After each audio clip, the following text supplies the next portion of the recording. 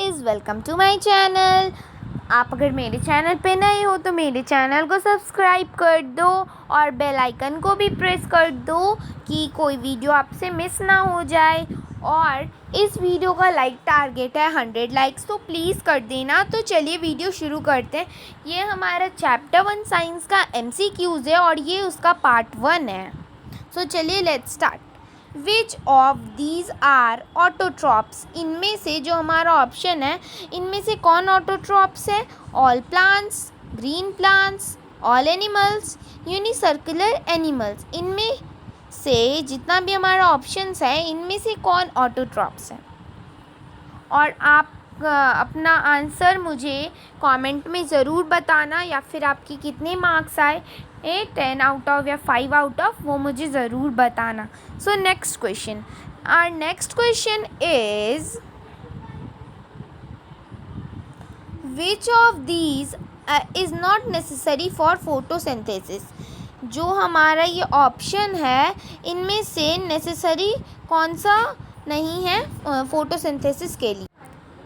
इनमें से कौन फोटोसिंथेसिस के लिए यूज़ किया जाता है? कार्बन डाइऑक्साइड नहीं यूज़ किया जाता है। Sorry guys, sorry, not necessary. इनमें से जो इतना ऑप्शन है, इनमें से कौन सा फोटोसिंथेसिस में नहीं यूज़ किया जाता है? कार्बन डाइऑक्साइड, क्लोरोफिल, लाइट और नाइट्रोजन। मैंने पढ़ा था, मैंने पढ़ाया भी था।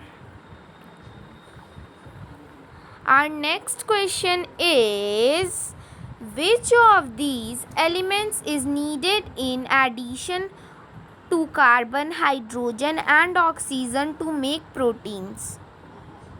So ये हमारा क्वेश्चन कह रहा है which of these elements, इनमें से कौन सा elements is addition of carbon, hydrogen and oxygen make protein?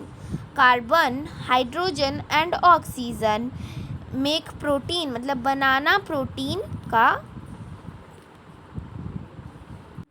इनमें से कौन सा एलिमेंट कार्बन, हाइड्रोजन और ऑक्सीजन मिलके प्रोटीन बनाते हैं, यही इसमें पूछ रहा है।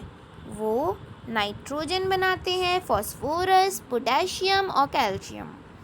हमने पढ़ा था, हमारे NCERT बुक में ये रहता है, हमने क्वेश्चन आंसर्स में भी ये किया था। Our next question is which of these following gets absorbed from the atmosphere during photosynthesis? ये जो हमारा ऑप्शंस है, इनमें से कौन सा फोटोसिंथेसिस, इनमें से कौन फोटोसिंथेसिस के ड्यूरिंग अब्जॉर्ब होता है, एटमॉस्फेयर लेता है? ऑक्सीजन लेता है, वाटर वेपर लेता है, कार्बन डाइऑक्साइड लेता है या नाइट्रोजन लेता है? Next question, our next question and our last question is, इसके बाद मैं आपको सारे आंसर शो करूँगी। organisms that live in or near the host obtain their nutrition from the host are? Organism जो होस्ट के पास रहता है, मतलब पास रहता है। नियर मतलब क्या होता है? पास। एंड न्यूट्रिशन को ऑब्टेन करता है, लेता है।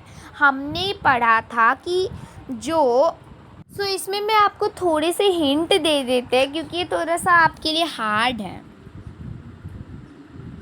नहीं पढ़ा था ना, the mode of nutrition where two different. हमने पढ़ा था सिम्बायोसिस, सैप्रोट्रॉप, ये सब पढ़ा था ना हमने। ऑटोट्रॉप, हेटरोट्रॉप, पैरासाइट, ये सब पढ़ा था। चलिए इन सब की मैं आपको एक बार डेफिनेशन बता देती हूँ, जिससे आपको इजी हो। सिम्बायोसिस के पहले हम लोग डिफिनेशन समझ लेते हैं। The mode of nutrition where two different organism work together for their mutual benefit. इसका हो गया। अब हम सैप्रोट्रॉप के देते हैं। Organism that live on dead plant and animals and derive their food from them.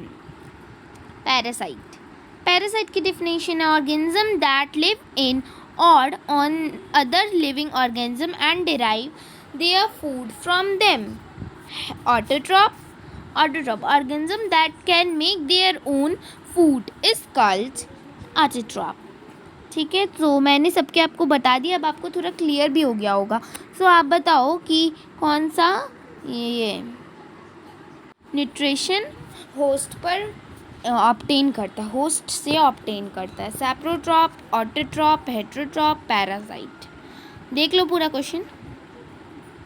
अब मैं आपको इन सब के आंसर्स शो करूँगी. इन सब के आंसर्स हैं, हियर इज इट्स आंसर्स.